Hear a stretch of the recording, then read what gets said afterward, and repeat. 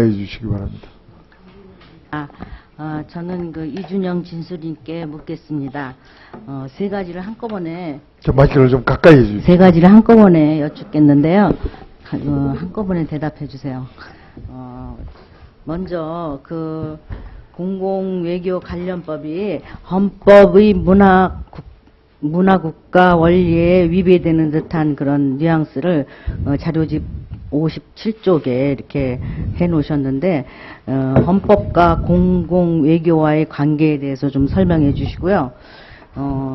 다음으로는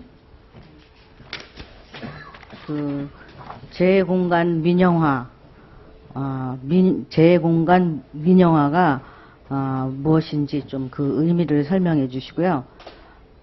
다음에는 그 국제교류 근거법에 대해서 설명해 주시기 바랍니다. 예, 질문 감사드립니다. 간단하게 대답 드리겠습니다. 그 헌법 원리와 충돌 문제는 그러니까 한마디로 말씀드려 이런 겁니다. 지금 현재 법안 3개는 목적이 뭐냐면 국가 이미지 제고라고 되어 있습니다. 따라서 국가 이미지 제고에 따라서 모든 사업을 평가해서 지원할 것인지 말 것인지 결정합니다. 그런데 국가 이미지는 누가 결정하느냐? 국가 이미지는 그러면 이제 이 경우에 기본계획에 의해 가지고 국가 이미지가 결정이 됩니다. 그럼 그 국가 이미지에 맞지 않은 국제교류는 지원을 받을 수가 없습니다. 그건 무슨 얘기냐면, 예를 들어서 우리 헌법 제7조에 보면 민족문화 창단 뭐 이런 식으로 돼 있지만, 민족문화 창단 중에서 그 정부가 봤을 때 국가 이미지하고 맞지 않다라고, 적어도 이 기간에 맞지 않다라고 정하면 지원을 받을 수 없는 거고요. 장기적인 관점에서 평가하는 것이 아닙니다. 이것이 옛날에 미국의 예를 들어서 메카시 선풍할 때나 아니면은 뭐 소련이 옛날 구소련에서 소비에트의 우월성을 공산주의의 우월성을 하기 위해서 선전하거나 나치가 무슨 지원하는 거나 이것에 재판이 될 가능성이 크고요. 그건 오히려 혐한류를 불러들일 가능성이 큽니다. 예를 들어서 우리 한류 드라마가 일본에서 유행하니까 일본 사람 언론에서 일부에서 한국은 조직적으로 이 한류를 지원한다. 난 이게 그렇다고 나온 판인데 이걸 예를 들어서 외교부가 앞장서 가지고 센트럴 타워를 만들어서 한다. 이건 당연히 근거법도 딱 만들고요. 그렇게 되면 이거는 저건 지원을 받는 한국의 이미지를 저렇게 만들고 지원을 하고 있는 나라다. 그 시스템이다라고 바로 나오게 됩니다. 그거는 그런 문제가 있다는 걸 말씀드립니다. 이거는 문화 입법을 하는 쪽에서는 상식적으로, 그러니까 국가가 문화 활동을 지원하는 데 있어서 어떤 기준에서 셀렉션을 할 것이냐 이런 것에서 굉장히 이 중립적인 입장하고 굉장히 어려운 문제가 많다라고 하는 이건 상식적으로 이제 그쪽에서는 이제 다 아는 얘기지만 다만 이제 이쪽은 모르실 수 있기 때문에 제가 말씀을 드리는 거고요. 그 다음에 제휴공간의 민영화 문제도 사실 이렇습니다. 그래서 오해 소지가 있을 수 있는데요. 아까 우리 정 의원님께서 말씀하셨지만 지금 현재는 대사가 있고 대사관 내의 일부를 예를 들어서 그러니까 예를 들어서 파리에 있는 한국문화원은 파리에 있는 그 대사관의 부속 시설입니다. 부속 부지고 부속 건물이고 부속 시설로 되어 있습니다. 그게 뭐냐면 한국문화원이 우리가 예를 들어서 지금 파리에서 에펠탑에서 사람들이 모여가지고 무슨 춤을 추고 한다 해서 이걸 누가 했냐면 한국문화원이 한 게 아닙니다. 실제로는 근데 한국문화원이었습니다. 실제로는 한국문화원 당시 한국문화원장이었던 최진호 교수가 문화원장으로 가 있는 동안 한 건데요. 정말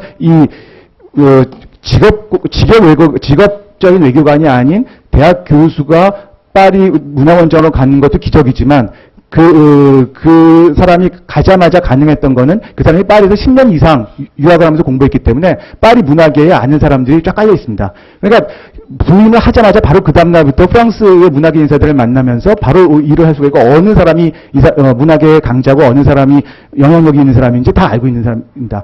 반면에 이제 직업적인 외교관 분들은 물론 여러 가지 공식적으로 훈련받은 분들이긴 합니다만 이분들이 거기 가가지고 새로운 사람들을 만나서 익히고 언어적인 문제도 있고 그다음에 인사를 새로운 그쪽의 인사들과 접촉을 해가지고 공식적으로 만나는 거 가지고는 10년 이상 거기서 공부를 하면서 그쪽의 사람들과 문화계 인사들과 교류했던 사람들을 당할 수가 없습니다. 예를 들어서 한국에 지금 남산에 가면 독일문화원이 있는데요. 거기 독일문화원의 원장으로 오시는 분들 보면 다 문화계 인사고 이 사람들은 이미 2년 전부터 자기가 문화원장으로 올 걸 준비해가지고 프로그램들을 다 준비하고 옵니다. 지금 한국에 있는 독일문화원 가가지고 2년 뒤 5월 둘째 주에 무슨 프로그램을 할지 물어보시면 계획이 다 나와 있습니다. 어느 슈투가르트에 무슨 발레단이 와서 몇 시부터 몇 시까지 공연하고 추천 인사는 누구 하고 그러니까 이러한 그 시스템이 과연 이 법을 가지고 만들 수 있냐는 거죠. 그러니까 제가 말씀드리고 싶은 건 한국문화원은 외부에서 봤을 때 결코 이거는 그 중립적으로 보지 않습니다. 그냥 한국 정부의 기관으로 본다는 거죠.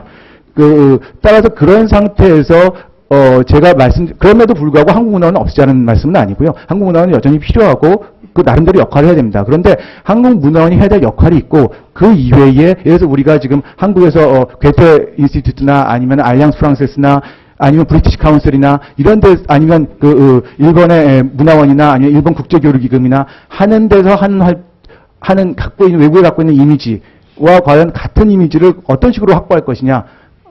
근데 과연 그게 이 법으로 될 수 있느냐, 하는 거죠. 솔직히 말씀드리면은, 이 국제교류 근거법에서 말씀하셨지만, 원래 지금 이 세계법의 기초가 됐던 제가 냈던 안하고 세계 법률을 비교해 보시면 거의 차이가 없고요. 순서만 약간 바꿨습니다. 그런데 법안은 제가 처음에 만들 때는 이거는 문화부를 위해서 만든 안입니다. 이건 공공외교를 하기 위해 만든 안이 아니고요. 그냥 문화부 내에 지금 현재 여러 개 국에서 12개 사업들을 국제교류 사업을 하고 있는데 이걸 통합해가지고 어떻게 문화부 내에 자기 완결적인 사업 집행을 하고 평가를 받을 수 있도록 할 것이냐. 이걸 하기 위해서 만든 안인데 이게 외통부에 와서 공공외교 법안으로 쓰일 줄은 저도 예상하지 못했고요. 그런데 그게 잘 맞았다고 하지만 상관이 없겠는데 그렇지 않다라고 하는 점에 제가 말씀을 드리는 겁니다. 네, 저 시간 다 돼가지고 다음 예. 질문은 서면으로 하겠습니다. 서면으로. 예. 인재근 의원님 수고하셨습니다. 다음은 존경하는 정의아 의원님 질의해 주시기 바랍니다.